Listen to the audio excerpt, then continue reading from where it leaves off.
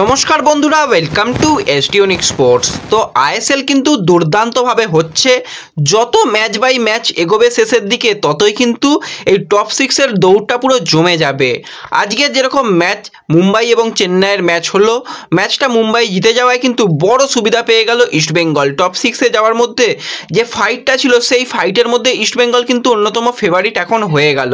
সেই নিয়ে কথা বলবো। ইস্টবেঙ্গল দলকে নিয়ে আলোচনা রয়েছে, ইস্টবেঙ্গল দলের বিদেশি এবং ব্রাইটকে নিয়েও আলোচনা করব আমরা একটু এই ভিডিওতে। তাই ভিডিওটা শুরু থেকে শেষ পর্যন্ত দেখার অনুরোধ করলাম। আর ভিডিও ভালো লাগলে ভিডিওতে লাইক দিয়ে 500 লাইকের টার্গেট আমাদের পূর্ণ করে দিও।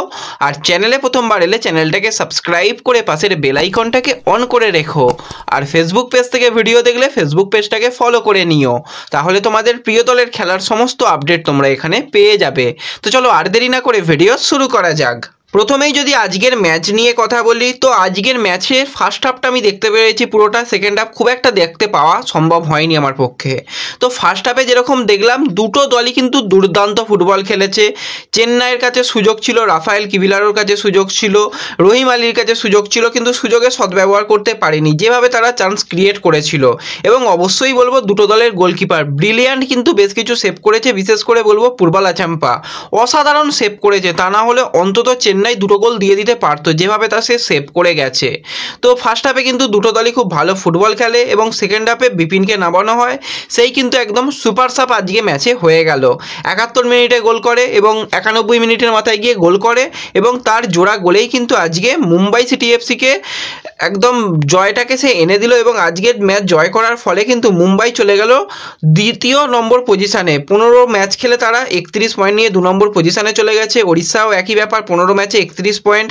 তো পয়েন্ট দুটো দলের সমান হলেও কিন্তু যেটা দেখা যাচ্ছে গোল ডিফারেন্স, তো গোল ডিফারেন্সে ওড়িশা ভালো বলেই ওড়িশা কিন্তু 1 নম্বর পজিশানটাকে ধরে রেখেছে।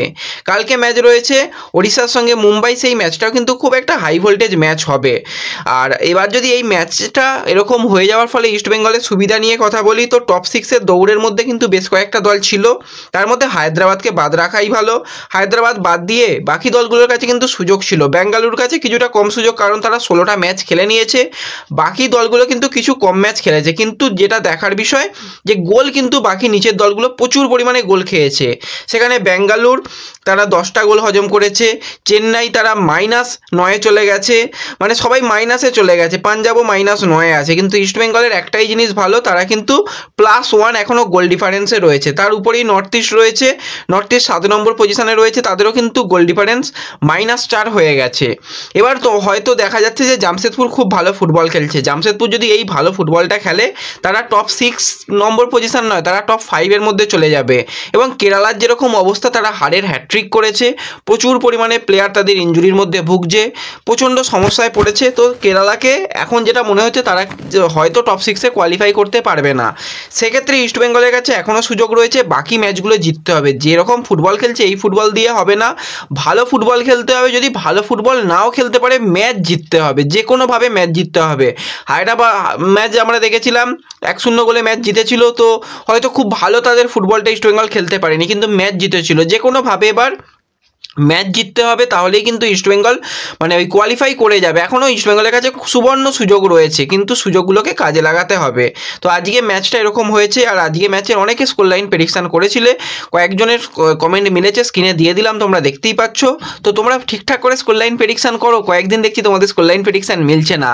আশা করি পরবর্তী ম্যাচগুলোতে তোমাদের স্কোর লাইন প্রেডিকশান সকলের মিলে যাবে। এবার যদি আমরা কথা বলি একটুখানি ইস্টবেঙ্গলের বিদেশি প্লেয়ার সাউল ক্রেসপোকে নিয়ে, তো সাউলকে নিয়ে যে সমস্যাটা হয়েছিল তোমরা সকলেই জানো, যে তার একটা ইনজুরি প্রবলেম, স্পেনে ফিরে গিয়েছিল এবং স্পেন থেকে সে রীতিমতন কলকাতায় এসে গেছে। তোমাদের এতটাই আপডেট দিয়েছিলাম এবং তোমাদের বলেছিলাম যে তার একটা এমআরআই হবে। তো দেখো, আমি যখন পর্যন্ত এখন ভিডিও বানাচ্ছি মোটামুটি 10টা বাজতে চললো, তো এখন পর্যন্ত কোনো রকম আপডেট আসেনি। রাতের দিকে সম্ভবত আপডেট এসে যাবে, তা না হলে কালকের মধ্যে আপডেট চলে আসার কথা রয়েছে।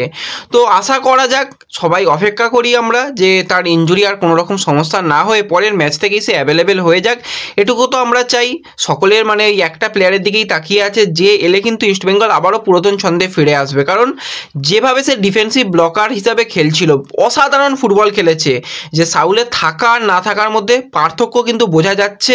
তো সেক্ষেত্রে অবশ্যই আমরা সকলে চাই সে খুব তাড়াতাড়ি মাঠে ফিরে আসুক। তো যে কোনো আপডেট পেয়ে গেলেই, যদি রাতের দিকেই আপডেট পেয়ে যাই, ফেসবুক পেজে দিয়ে দেবো। আর যারা এখনও ফেসবুক পেজে জয়েন হওনি, ডিসক্রিপশন বক্সের লিঙ্ক থেকে ফেসবুক পেজে জয়েন হয়ে যাও। 5000 মেম্বারের খুব কাছাকাছিতে আমরা রয়েছি, তোমরা 5000 মেম্বার কমপ্লিট করে দিতে পারো। আর রাতে আপডেট এলে রাতেই কিন্তু তোমাদের ফেসবুক পেজে জানিয়ে দেবো। তো অবশ্যই কিন্তু তোমরা ফেসবুক পেজে জয়েন হতে পারো।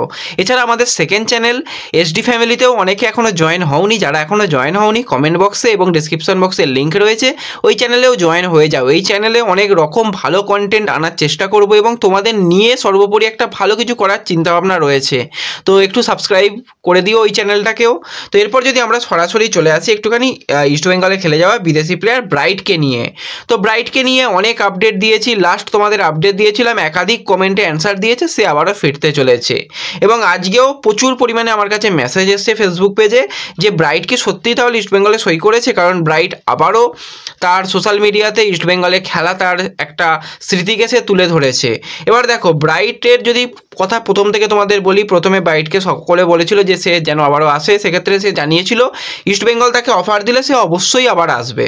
পরবর্তী সময়ে তাকে আবারও রিকোয়েস্ট করা হয় ইস্টবেঙ্গলে আসার জন্য, তখন সে বলে নেক্সট সিজনে আসবো। তারপরে আরও রিকোয়েস্ট বাড়তে থাকে, সে বলে অবশ্যই আসবো পরবর্তী সিজনে। তো সেক্ষেত্রে ইস্টবেঙ্গল যদি ভিতর এই ব্রাইটকে সাইন করিয়ে নেয়, সব থেকে ভালো সাইনিং হবে। একে তো বয়স কম, দ্বিতীয়ত ইস্টবেঙ্গলের জার্সি গায়ে খেলার অভিজ্ঞতা রয়েছে, আইএসএলটাকে চেনে, ভারতের পরিবেশ চেনে, খুব একটা অসুবিধা হবে না পরবর্তী সময়ে।